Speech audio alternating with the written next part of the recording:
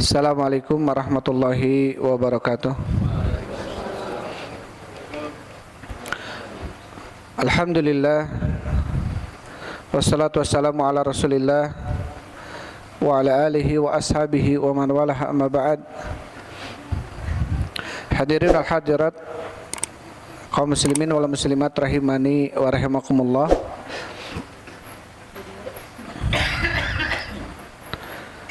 Insyaallah kita lanjutkan pembahasan kita dalam kitab Kasyfus Syubuhat karya Syekh Muhammad At-Tamimi An-Najdi rahimahullahu taala.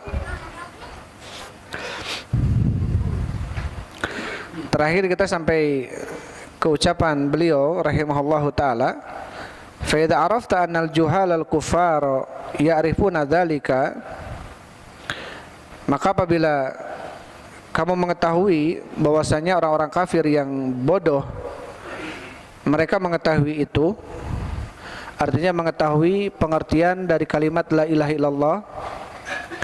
Karena orang-orang kafir, orang musyrik yang bodoh pada zaman Nabi, mereka tahu tentang pengertian atau makna kalimat la ilaha illallah. Artinya apa pengertian atau makna kalimat la ilaha illallah adalah la ma'budu bihaqqin illallah, tidak ada sesembahan yang berhak disembah kecuali Allah. Makanya kenapa orang-orang musyrikin dahulu mereka tidak mau mengucapkan kalimat la ilaha illallah, karena mereka harus meninggalkan sesembahan selain Allah. Akhirnya mereka ketika dikatakan kepada mereka qul la ilaha illallah tuflihu, katakan oleh kalian la ilaha illallah, kalian akan beruntung, mereka enggak mau mengatakan la ilaha illallah. Mereka mengatakan ajala alihata ilahan wahida, apakah dia Nabi Muhammad ini menjadikan sesembahan yang banyak ini menjadi sesembahan yang satu? Inna hadza la syai'un ujab, kata mereka, sesungguhnya ini adalah perkara yang sangat mengherankan. Makanya mereka orang-orang musyrikin dahulu, orang-orang kafir yang bodoh dahulu, mereka tahu pengertian kalimat la ilaha illallah ini sehingga mereka tidak mau mengucapkan ini. Kemudian Syekh mengatakan fal ajabu mimman yadda'il islama, maka sangat mengherankan orang-orang yang mengaku dirinya Islam, wa huwa la ya'rifu min tafsiri hadil kalimat, tapi mereka atau dia tidak mengetahui penafsiran kalimat ini. Sekarang orang banyak mengaku dirinya Islam, ya, bahkan mungkin mengucapkan la ilaha illallah, tapi ternyata apa? Tidak mengerti apa maksud kalimat la ilaha illallah ini. Karena kalau hakikat yang betul-betul mereka mengerti kalimat la ilaha illallah itu adalah la ma'budu bihaqqin illallah, tidak ada sesembahan yang berhak disembah kecuali Allah, ya, maka mereka tidak akan melakukan apa? Perbuatan-perbuatan yang justru seakan-akan membatalkan kalimat itu. Kalau mereka mengetahui atau mengetahui makna kalimat la ilaha illallah, mereka tidak akan pergi ke dukun. Ya, kenapa dengan mereka datang ke dukun, apalagi yakin dukun ini tahu apa yang akan terjadi, ini bisa membatalkan kalimat itu. Karena berarti dia yakin ada selain Allah yang mengetahui ilmu gaib. Padahal la ma'budu bihaqqin illallah, tidak ada yang berhak disembah kecuali Allah. Perkara uluhiyahnya, perkara rububiyahnya. Artinya perkara rububiyah adalah perkara yang mengatur urusan alam semesta ini, kesembuhan, ya, turunnya hujan, kematian, kehidupan, lancar rezeki, kesempitannya, perkara gaib. Ini semua hak Allah Subhanahu wa taala yang harus kita berikan hanya kepada Allah. Maka sangat mengherankan orang-orang yang mengaku dirinya Islam tapi dia tidak tahu tentang penafsiran kalimat la ilaha illallah. Ma'arafahu juhalul kufar, ya, yang telah diketahui oleh orang kafir yang jahil, artinya orang-orang musyrik dulu yang bodoh tahu tentang tafsiran la ilaha illallah. Bal yadhunnu anna dzalika huwa talaffudu bi hurufiha min ghairi i'tiqadil qalbi li syai'in minal ma'ani. Bahkan dia menyangka bahwasanya kalimat la ilaha illallah ini hanya pelafadan saja dengan huruf-hurufnya la ilaha illallah, tanpa harus diyakini dengan hati tentang sesuatu daripada maknanya, kata mereka. Wal hadiku minhum yadunnu anna ma'naha la yakhluqu wa la yarzuqu wa la yudabbiru ilallah. Dan orang pintarnya di antara mereka mengartikan la ilaha illallah ini dengan apa? La yakhluqu, tidak ada yang menciptakan, wala yudabbiru, tidak ada yang memberikan rizki, wala yarzuqu, tidak ada yang memberikan rizki dan tidak ada yang mengatur al-amr urusan illallah kecuali Allah. Ini tepat nggak pengertian la ilaha illallah dengan la mudabbiru ilallah? Tepat nggak? Nggak tepat, ya, nggak benar. Walaupun maksudnya iya, tapi nggak benar. Karena yang diinginkan oleh Allah dengan kalimat la ilaha illallah adalah la ma'buda bihaqqin illallah. Tidak ada yang patut untuk disembah kecuali Allah. Adapun pengertian la ilaha illallah dengan la mudabbiru illallah, tidak ada yang mengatur alam semesta kecuali Allah. La yakhluqu illallah, tidak ada yang menciptakan kecuali Allah. La yarzuqu illallah, tidak ada yang memberikan rezeki kecuali Allah. Kenapa kita katakan tidak tepat? Karena itu semua sudah diyakini oleh kita. Orang kafir aja yakin, orang musyrik aja, Abu Jahal saja yakin. Yang menciptakan dia siapa? Allah. Yang mengatur alam semesta ini siapa? Allah. Yang memberikan rezeki kepada dia siapa? Allah. Abu Jahal yakin itu. Apa dalil tentang yakinnya mereka? Banyak, sudah kita bacakan ya sebelumnya. Wala in saltahu man khalaqas samawati wal arda la yaqulunna Allah. Jika kamu bertanya kepada mereka, ya Muhammad, kepada siapa? Kepada orang-orang musyrik. Siapa yang telah menciptakan langit dan bumi? La yaqulunnallah. Lam taukid sama nun taukid. Artinya betul-betul mereka akan menjawab siapa? Allah. Artinya mereka yakin bahwasanya yang menghidupkan, mematikan, menciptakan, mengatur alam semesta ini adalah Allah. Sehingga definisi makna la ilaha illallah dengan la mudabbiru illallah, la yakhluqu illallah, la yarzuqu illallah ini kurang tepat. Karena diutusnya para nabi dan para rasul bukan untuk mengajarkan kalimat la ilaha dengan pengertian ini, bukan. Diutusnya para nabi dan para rasul mendakwahkan kalimat la ilaha illallah dengan makna la ma'budu bihaqqin illallah. Tidak ada sesembahan yang berhak disembah kecuali Allah. Taib. Idza arafta ma dzakartu laka ma'rifata qalbin wa arafta syirka billahi alladzi qala Allahu fihi. Apabila kamu telah mengetahui apa yang aku sebutkan untukmu, kata Syekh, ma'rifata qalbin dengan pengertian dengan pengetahuan hati, artinya yakin. Wa arafta syirka billahi, dan kamu mengetahui kesyirikan kepada Allah. Alladzi qala Allahu fihi, yang mana Allah telah berfirman di dalamnya, innallaha la yaghfiru an yushraka bihi wa yaghfiru ma duna dzalika liman yasha. Sesungguhnya Allah tidak akan mengampuni dosa syirik dan akan mengampuni dosa selain syirik liman yasha, bagi orang yang dikehendaki. Wa arafta dinallahi alladzi arsala bihi rusul, dan kamu mengetahui agama Allah yang Allah telah mengutus para utusan dengannya. Jadi para rasul-rasul terdahulu yang Allah utus semuanya sama, membawa apa? Membawa agama Allah, yaitu Islam. Wa ila adin akhahum huda wa ila thamud akhahum salihah wa ila madyan akhahum syuaiba. Kepada kaum Adam ya Nabi Hud, kepada kaum Samud nabinya Nabi Saleh, kepada kaum Madian nabinya Nabi Syuaib. Apa yang mereka ucapkan? Ya qaumi abudullaha ma lakum min ilahin ghairu. Wahai kaumku, sembahlah oleh kalian Allah saja, tidak ada sesembahan bagi kalian selainnya.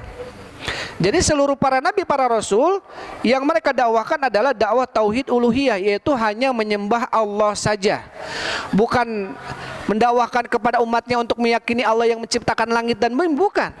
Kenapa bukan itu? Karena mereka sudah yakin. Karena mereka sudah yakin yang menciptakan langit dan bumi ini adalah Allah. Kemudian arsala bihi rusul min awalihim ila akhirihim. Ya, para rasul dari pertama dan rasul yang terakhir Nabi Muhammad, maka mereka diutus oleh Allah yaitu membawa agama Allah, yaitu tauhid. Alladzi la yaqbalullahu min ahadin dinan siwah, yang mana Allah tidak akan menerima dari seorang pun agama selainnya, yaitu selain agama Islam. Ya, wa may yabtaghi ghairal islami dinan fala yuqbala minhu, dan barang siapa yang mencari agama selain Islam maka tidak akan diterima darinya. Wa arafta ma asbaha ghalibun nas nasi fihi minal jahli bihadza, dan kamu tahu ya, keumuman manusia mereka bodoh tentang pengertian ini. Keumuman manusia, kebanyakan manusia mereka ternyata tidak tahu hakikat pengertian dari kalimat la ilaha illallah. Karena yang mereka pahami kalimat la ilaha illallah ini adalah tidak ada yang menciptakan kecuali Allah, tidak ada yang mengatur rezeki kecuali Allah, tidak ada yang mengatur alam semesta kecuali Allah. Ini bukan tidak benar, tapi kurang tepat. Karena yang dimaksud oleh Allah dan Rasul membawa kalimat la ilaha illallah adalah apa? La ma'budu bihaqqin illallah. Tidak ada sesembahan yang berhak disembah kecuali Allah. Tapi sampai sana ya. Kemudian Syekh mengatakan afadaka faidatain, telah memberikan faidah kepadamu dua faidah dari apa yang disampaikan tadi. Al-ula, yang pertama, al-fahru bifadlillahi wa rahmatihi. Yang pertama, kita harus berbahagia. Kita harus merasa bahagia dengan apa? Dengan karunia dan rahmat dari Allah Subhanahu wa taala. Artinya tatkala kita sudah tahu sekarang ternyata kalimat la ilaha illallah itu maknanya adalah la ma'budu bihaqqin illallah, yang kebanyakan manusia ternyata nggak tahu tentang ini gitu ya. Maka yang pertama apa? Kita harus merasa bahagia. Bahagia karena apa? Karena fadlillah, keutamaan Allah dan rahmat dari Allah.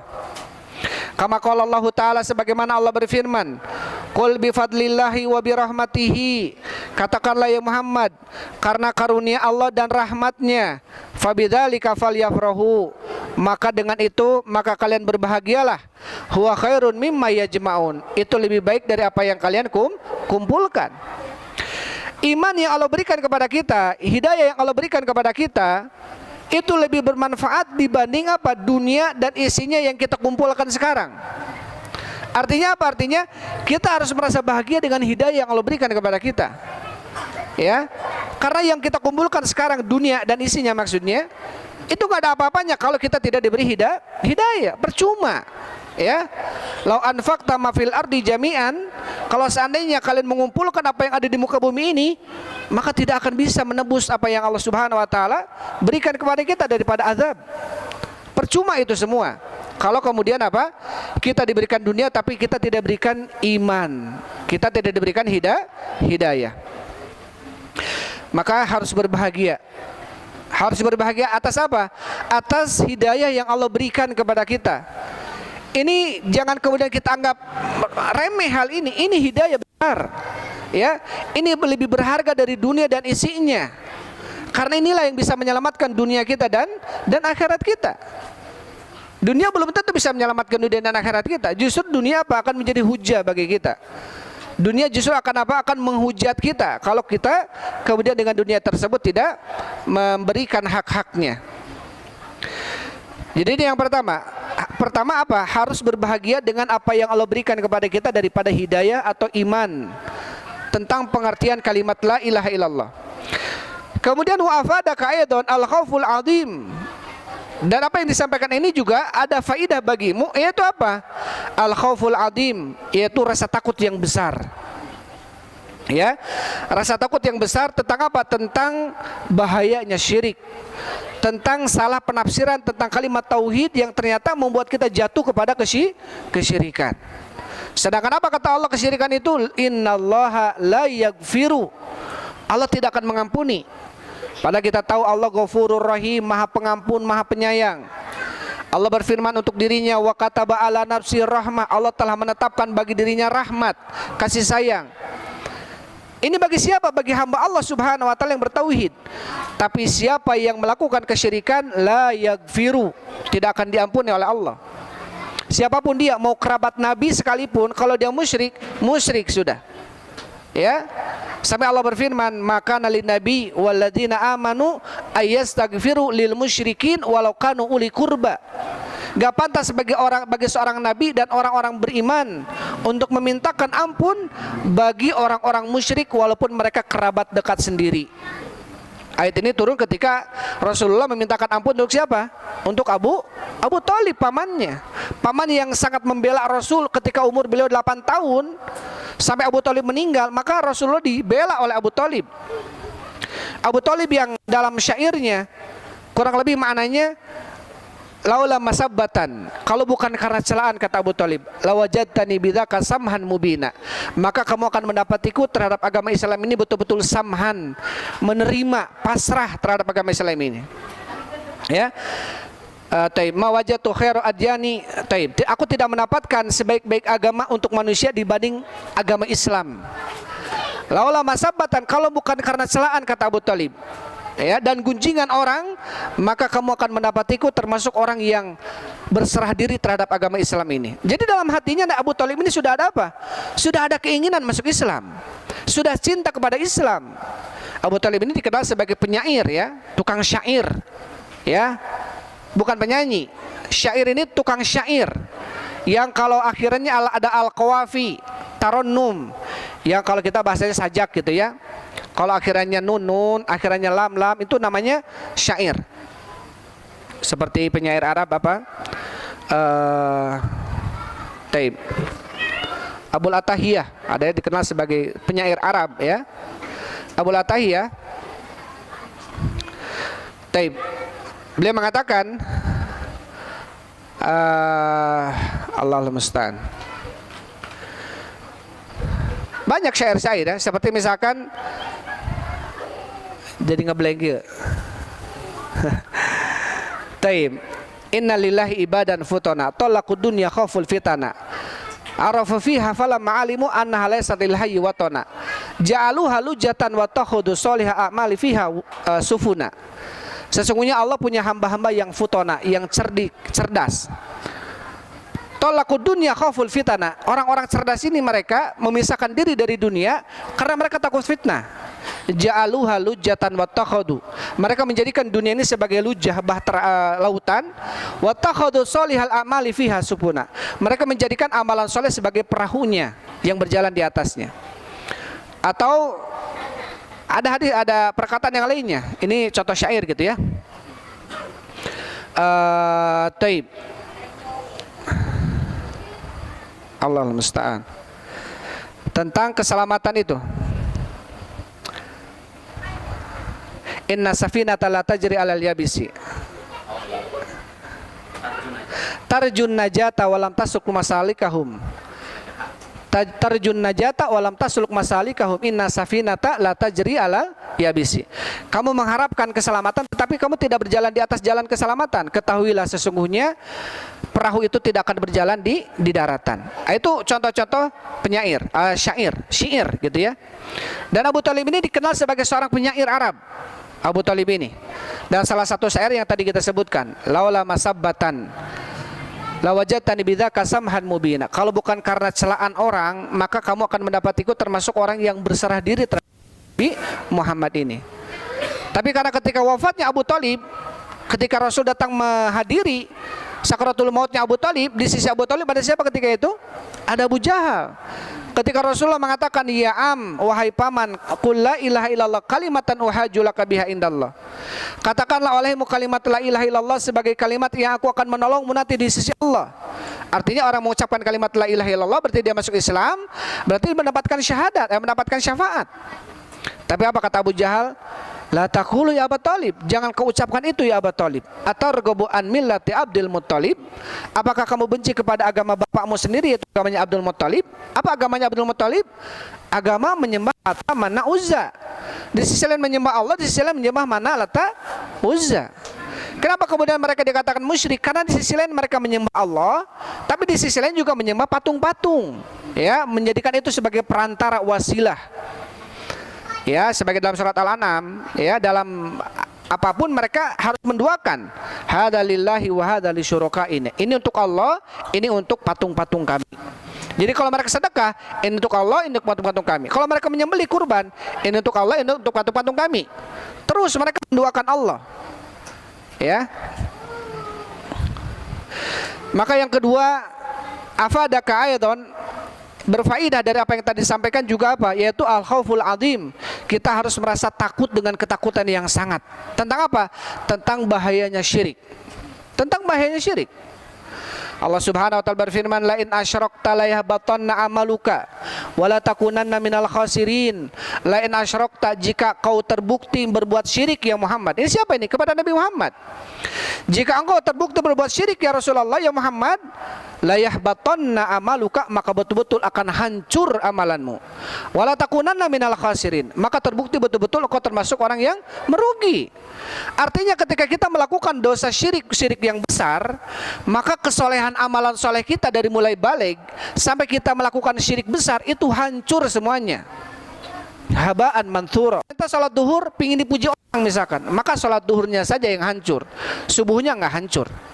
Tapi kalau syirik, kita dari umur 15 tahun berbuat soleh sampai umur 30 tahun berbuat soleh, umur 31 tahun kita nyembah kubur misalkan, kita nyembah patung misalkan, tahu jelas ilmunya tetap itu adalah syirik besar, kita masih menyembah patung, maka amalan soleh kita 15 tahun ini hancur di hadapan Allah.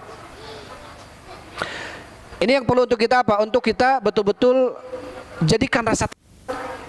Kita tahu Nabi Ibrahim alaihissalam, ya, beliau sosok seorang nabi yang melawan, ya, kita bahasakan melawan atau mendakwahi dakwah tauhid ini kepada siapa? Bapaknya sendiri, bahkan seluruh keluarganya, seluruh kaumnya, bahkan rajanya ketika itu. Nabi Ibrahim sendirian, ya, Nabi Ibrahim sendirian. Bapaknya sendiri apa? Pembuat patung Azar ketika itu. Tapi apa Nabi Ibrahim alaihissalam? Qala Ibrahim rabbi ja'al hadzal balada amina wajnubni wa baniya an na'budal asnam. Ketika Nabi Ibrahim mengatakan, ya Allah, jadikanlah negeri ini negeri yang aman dan jauhkanlah diri saya dan anak keturunan saya daripada menyembah patung. Artinya Nabi Ibrahim masih takut terjangkit penyakit kesyirikan pada diri dan keluarganya. Orang yang kita tahu bagaimana dalam Al-Quran ceritakan oleh Allah tentang kokohnya Nabi Ibrahim alaihissalam ketika menghancurkan seluruh patung yang ada ketika itu dan membiarkan yang paling besarnya. Nabi Ibrahim dipanggil, tidak ada rasa takut Nabi Ibrahim alaihissalam. Bahkan kemudian apa? Dilemparkan ke api yang sudah besar ketika itu dan datang kepada dalam ya, malaikat akhsyabain atau malaikat gunung gitu ya, untuk kemudian memadamkan ini, menolong Nabi Ibrahim alaihissalam. Tapi Nabi Ibrahim alaihissalam mengatakan, hasbunallahu wa ni'mal wakil, cukuplah bagiku penolong adalah Allah subhanahu wa ta'ala. Jadi nggak minta pertolongan kepada malaikat yang menawarkan penolongan ketika itu. Ini seperti yang diucapkan oleh Nabi Muhammad SAW ketika dilempar di Bukit Taif dan berdarah pipinya, maka kemudian malaikat yang menjaga gunung ketika itu mengatakan, kalau engkau berkehendak ya Muhammad, saya akan timpakan gunung ini kepada mereka. Tapi apa kemudian Rasul mengatakan, hasbunallahu wa ni'mal wakil, cukuplah bagiku penolong adalah Allah subhanahu wa ta'ala. Artinya betul-betul menyandarkan diri kepada Allah subhanahu wa ta'ala. Masih dalam kondisi seperti itu, Nabi Ibrahim alaihissalam takut terjadi kesyirikan dalam dirinya dan juga keluarganya. Apalagi kita yang kadang-kadang geningan itu syiriknya temenangnya gitu. Akhirnya makin hari makin tahu, oh ternyata ini syirik, ternyata ini nggak boleh. Berarti menunjukkan apa? Mempelajari ilmu tauhid ini nggak cukup setahun 2 tahun. Rasulullah mengajarkan kepada para sahabatnya berapa tahun? 13 tahun. Bukan waktu sedikit. 13 tahun di Mekah. Apa yang diajarkan oleh Rasul? Tauhid, tauhid, dan tauhid. Dan bahayanya syirik, ya. Dan bahayanya apa? Kesyirikan. Taib. Kemudian fa innaka idza arafta annal insana yukfaru bi kalimatin yukhrijuha min lisanihi.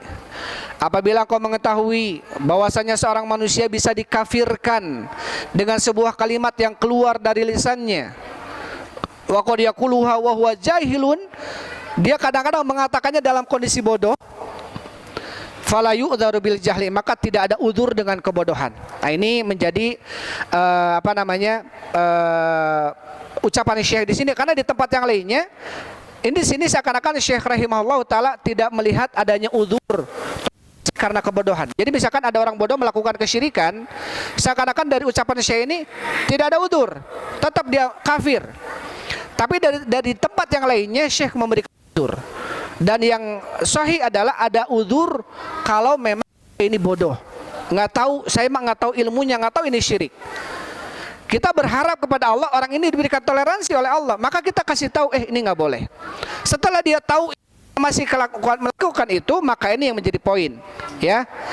Tapi di sini juga Syekh seakan-akan fala yu'dzaru bil jahli, tidak ada udur dengan kebodohan, yaitu orang-orang yang tafarrud anil ilm, orang-orang yang lari daripada ilmu.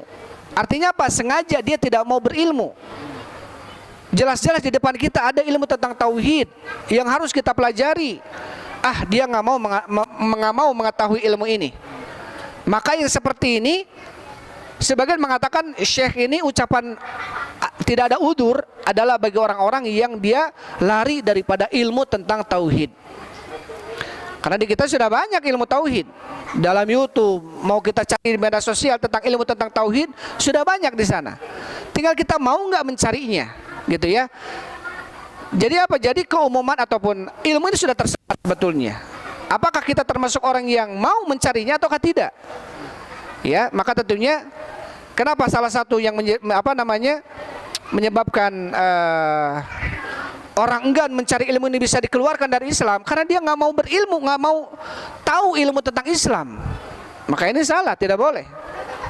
Sedangkan Rasul mengatakan thalabul ilmi fardhatun. Mencari ilmu itu wajib. Mencari ilmu ini wajib. Ma la yatimul wajibu illa bihi fa wajib. Tidak akan sempurna sesuatu yang wajib kecuali dengannya, maka dia jadi wajib. Salat wajib, hukumnya wajib. Berarti mengetahui tentang syarat sah salat, rukun salat, ya, berarti wajib. Kita harus tahu tentang ilmu ini. Jangan asal salat Allahu Akbar, Allahu Akbar. Kita harus tahu apa saja rukun salat, apa saja syarat sah salat ini, apa saja pembatal salat. Karena kalau kita tahu salat ini wajib, tapi kita tidak mau berilmu tentang ilmu salatnya, maka nggak sempurna salat kita. Begitu pula dengan kalimat la ilaha illallah. Begitu pula dengan zakat. Begitu pula dengan Ramadan, saum Ramadan. Begitu pula dengan haji. Sama tentang rukun Islam dan rukun iman. Maka ini adalah ilmu-ilmu yang wajib yang perlu kita ketahui tentang apa itu rukun Islam, apa itu rukun iman. Minimal ilmu itu yang harus kita ketahui. Ilmu nahwu, sorofnya, ini sebagian wajib bagi sebagian. Tapi ketika ada sebagian yang mengetahuinya, gugur bagi yang lainnya. Ya, ilmu mustalah hadis, ilmu usul fikih, ya. Tetapi ilmu tentang bagaimana salat yang benar, bagaimana keyakinan yang benar, tauhid yang benar, nggak bisa kita wakilkan kepada orang lain. Kenapa ada ustad, bagian ustad no talabul ilmi mah, nggak bisa.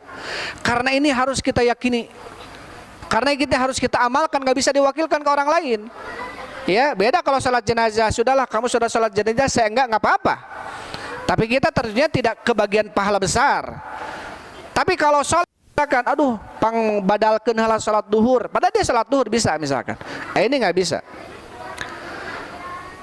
Taib. Maka di sini tentunya diberikan udzur atas kebodohan. Jadi diberikan udzur atas kebodohan. Kebodohan yang jelas-jelas tidak sampai ilmu kepadanya.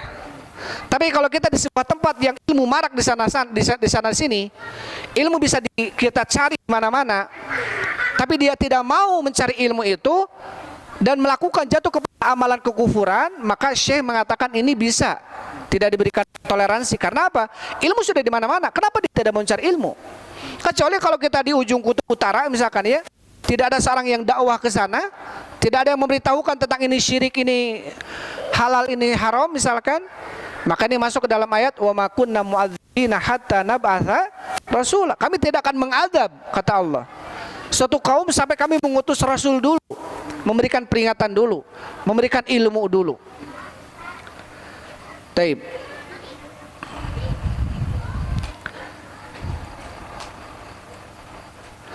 Kemudian setelahnya Syekh mengatakan wa qad yaquluha wa huwa yadhunnu annaha tuqarribuhu. Dan terkadang dia mengucapkannya dan dia menyangka bahwasanya hal itu bisa mendekatkan dirinya kepada Allah Subhanahu wa taala, kama kana yadunul musyrikuna khususan, sebagaimana menyangka orang-orang musyrikin secara khusus, in alhamakallahu taala ma qasa an qaumi Musa ma salahihim wa ilmihim annahum atauhu qailin. Taib.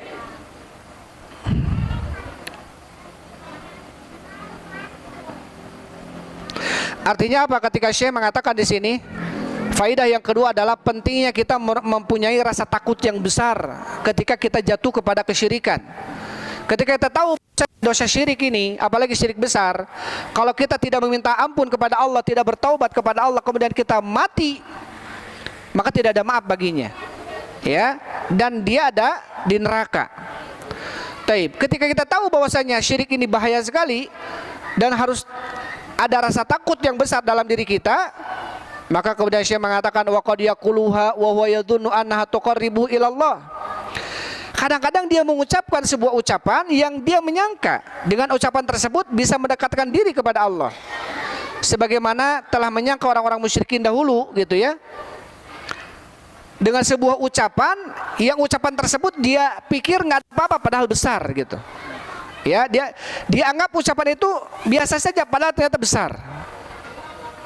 In alhamakallahu ta'ala maqasan qaumi Musa, apabila Allah mengilhamkan kepadamu ilmu gitu ya, pengetahuan tentang apa yang Allah kisahkan tentang Nabi Musa alaihissalam, ma'asolahihim wa ilmihim, dalam kondisi kaum Nabi Musa ini adalah kaum yang pilih ketika itu, yang Allah selamatkan dari pengejaran Fir'aun ya, dan ilmihim, dan juga ilmu mereka, artinya orang mengikuti Musa ketika itu adalah orang-orang yang Allah pilih ya, yang Allah berikan ilmu kepada mereka.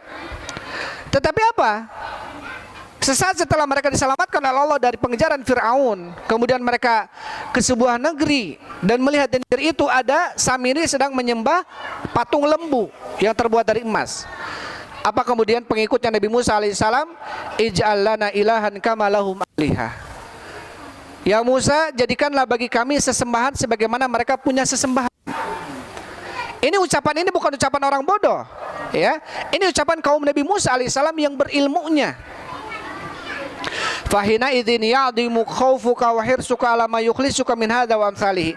Maka ketika itulah harus makin besar rasa takutmu dan harus makin semangat kamu untuk sesuatu yang bisa membersihkanmu dari sesuatu yang bisa membahayakan, yaitu kesyirikan dan yang semisalnya. Artinya orang ilmu saja, ini kaumnya Nabi Musa yang terpilih, yang kemudian aman dari pengejaran Fir'aun ketika itu, kemudian masuk ke sebuah negeri dan melihat ada Samiri menyembah patung yang dibuat oleh sendiri dari lembu. Kemudian kaumnya Nabi Musa mengatakan ij'al lana ilahan kama lahum alihah. Jadikanlah bagi kami sesembahan ya Musa sebagaimana mereka punya sesembahan. Jadi orang berilmunya saja kadang mengucapkan sebuah ucapan yang ini besar hukumnya gitu ya. Tapi kemudian diingatkan oleh Nabi Musa alaihissalam. Seperti apa? Seperti kisah tentang sahabat Rasul sallallahu alaihi wasallam. Jadi setelah Fatu Mekah tahun 8 Hijriah, ketika itu Rasulullah menguasai Mekah, akhirnya berbondong-bondong, yadkhuluna fi dinillahi afwaja. Masuklah manusia ke dalam agama Allah dengan berbondong-bondong ketika itu. Setelah tanggal 8 Hijriah dari Mekah, Rasul kemudian ke Taif. Terjadilah peperangan Hunain. Yang ikut peperangan Hunain banyak sekali kaum muslimin ketika itu, ya. Sampai kemudian mereka menyangka peperangan ini akan dimenangkan oleh mereka. Karena apa? Jumlah kaum muslimin ketika itu banyak sekali. Karena banyak yang baru masuk Islam ikut perang bersama Rasulullah. Sampai kemudian apa kata Allah? Wa yauma Hunain idz a'jabatkum kathratukum falam tugni ankum syai'an. Dan hari Hunain ketika kalian mulai bangga dengan jumlah kalian, padahal jumlah tersebut tidak bisa memberikan manfaat kepada kalian sedikit pun. Artinya mereka, Rasulullah ini kalau sedikit aja bisa menang, apalagi banyak kata mereka. Padahal yang memenangkan adalah siapa? Allah Subhanahu wa taala.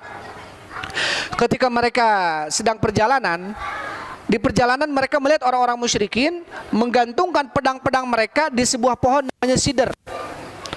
Ya, sidratin yaqufunaha, mempunyai pohon sidar yang sidar itu dipakai menggantungkan pedang mereka dan mereka pakai untuk beristirahat.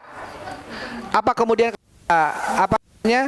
kata para sahabat, ya Rasulullah, ij'al lana dzata anwat kama lahum dzatu anwat. Ya Rasul, jadikanlah buat bagi kami pohon sidar yang kami gantungkan senjata kami sebagaimana mereka punya itu gitu. Sebagaimana mereka punya itu. Kemudian Rasulullah mengatakan Allahu Akbar innaha sunan. Allah Maha Besar. Ini adalah cara-cara sebagaimana Bani Israel berkata kepada Nabi Musa, ij'al lana ilahan kama lahum alihah. Jadikanlah bagi kami sesembahan sebagaimana mereka punya sesembahan. Dikritik Allah. Artinya orang-orang musyrikin mereka mempunyai sidar, menggantungkan pedang-pedang mereka. Ini bukan omong kosong, ini bukan bukan bentuk menggantungkan omong kosong belaka gitu. Tapi mereka punya keyakinan. Artinya mereka kalau menggantungkan pedang ini di pohon sidar ini, mereka akan diberikan kemenangannya. Mereka akan selamat dari pembunuhan. Mereka. Artinya mempunyai keyakinan syirik. Ketika itu kaum muslimin tujuannya hanya apa? Hanya untuk menggantungkan saja. Tapi karena menyerupai seperti orang musyrikin, mereka punya pohon sidar untuk tabarruk dengan pohon itu, maka dilarang oleh Rasul Shallallahu Alaihi Wasallam. Tidak boleh. Ya, karena orang-orang musyrikin mempunyai pohon itu untuk apa?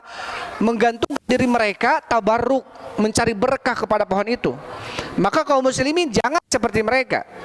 Maka tentunya tidak bolehnya kita tasyabbuh bil kufar, menyerupai orang-orang kafir. Ya, menyerupai orang-orang kafir walaupun dalam kondisi kita ibadah. Makanya kenapa kita kata Rasulullah, salat ba'da subhi hatta tatlu'a syamsu, tidak boleh salat setelah subuh sampai munculnya matahari. Wala ba'dal asyri hatta tagruba, tidak boleh salat setelah asar sampai terbenamnya matahari. Kenapa? Karena ketika muncul matahari, orang-orang Majusi mereka beribadah ketika itu. Dan ketika terbenamnya matahari, orang-orang Majusi mereka beribadah. Kita kenapa nggak boleh sholat di waktu itu? Karena ada musyabahah, ada penyerupaan dengan orang-orang Majusi. Tapi maka kemudian apa? Dilarang oleh Rasul Shallallahu Alaihi Wasallam. Artinya apa? Artinya orang-orang yang Allah berikan ilmu saja keluar ucapan yang ternyata ucapan itu besar. Buatkanlah bagi kami sesembahan sebagaimana mereka punya sesembahan. Ini yang mengatakan ini siapa? Pengikut Nabi Musa, orang-orang terpilih ketika itu. Tapi masih mengucapkan ucapan yang mengandung kesyirikan di dalamnya. Tapi langsung kemudian diingatkan oleh Nabi Musa alaihissalam. Maka artinya apa? Perlunya ada rasa takut dalam diri kita terjangkit penyakit syirik. Sama Rasul Shallallahu Alaihi Wasallam mengatakan kepada para sahabatnya,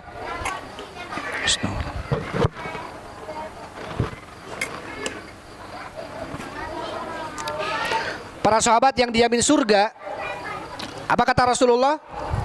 Inna akhwafa ma akhafu alaikum syirkal asghar.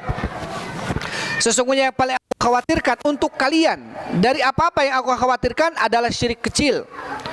Rasulullah berkata ini kepada siapa? Sahabat-sahabat yang ada jaminan surga bagi mereka. Aku khawatir kalian terjangkit penyakit syirik kecil. Kemudian para sahabat bertanya, apa itu ya Rasul? Qala ar-riya. Rasul mengatakan adalah riya. Artinya apa? Artinya penyakit syirik ini ya, terlebih syirik kecil. Karena kalau syirik besar kadang-kadang kita tahu, wah ini syirik besar, nggak boleh ini. Tapi kadang-kadang syirik kecil, ketika kita menyandarkan aja sebuah nikmat kepada selain Allah, ya'rifuna nikmatallahi tsumma yunkirunaha. Mereka mengetahui ini nikmat dari Allah, tapi kemudian mereka menyandarkan kepada selain Allah. Aduh, lamun lain bieu gagara ente meureun urang geus kieu. Lamun bieu lain gagara maneh meureun urang geus kitu. Jadi seakan-akan apa? Yang menyelamatkan keselamatan itu adalah orang ini, bukan Allah Subhanahu wa taala. Ya, walaupun orang itu adalah merupakan sebab dan Allah yang menyelamatkannya. Jadi syirkun lafdi, syirik lafad. Ini termasuk kebanyakan syirik kecil ini adalah syirik lafad. Seperti bersumpah dengan menyebut nama selain nama Allah, demi Rasulullah. Ini syirik. Syirik kecil. Ya, itu nggak boleh. Atau misalkan dia mengucapkan, aduh lamun peuting eueuh naon eueuh entog anu ngoceak asup cigana bangsat. Jadi seakan-akan apa? Menyandarkan keselamatan dia dari pencuri itu dari karena apa? Ada entog. Kalau dalam hadis itu ada apa namanya batu ini adalah angsa gitu ya, ya entog gitu ya.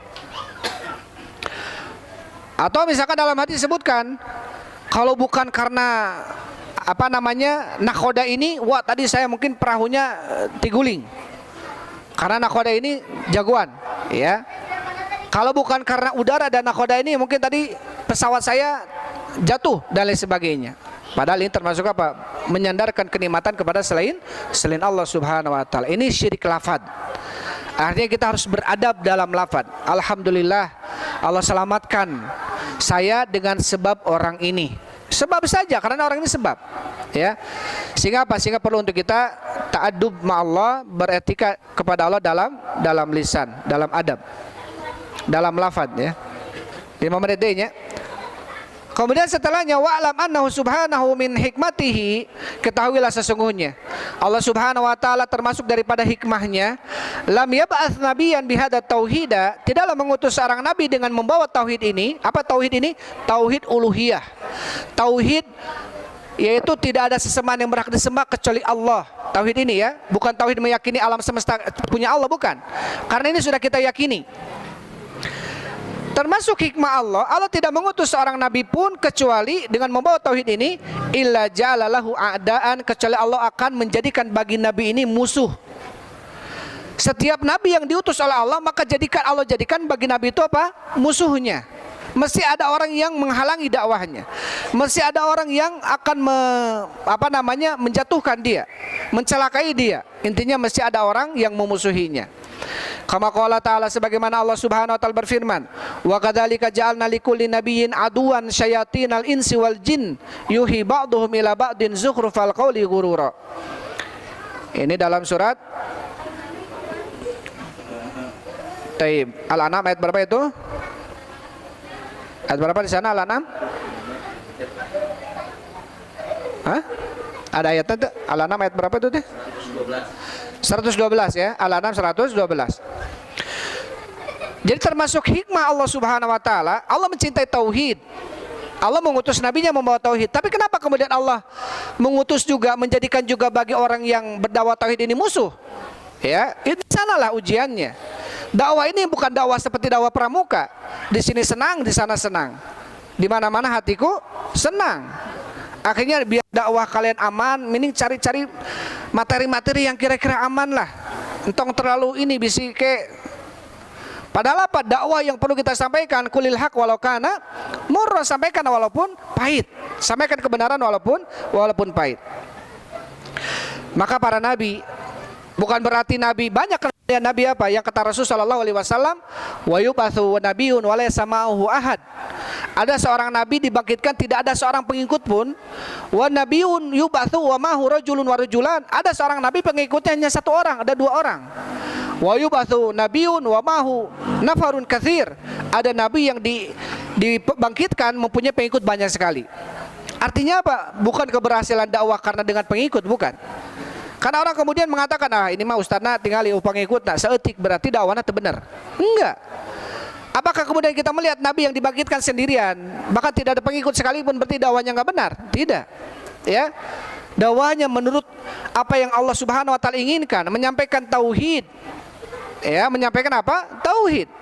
Tetapi kemudian itulah Allah Subhanahu wa taala jadikan bagi yang mendakwahkan tauhid ada yang menjegal. Ada yang memusuhinya dari kalangan orang-orang yang berdosa. Ini menjadi sunnatullah.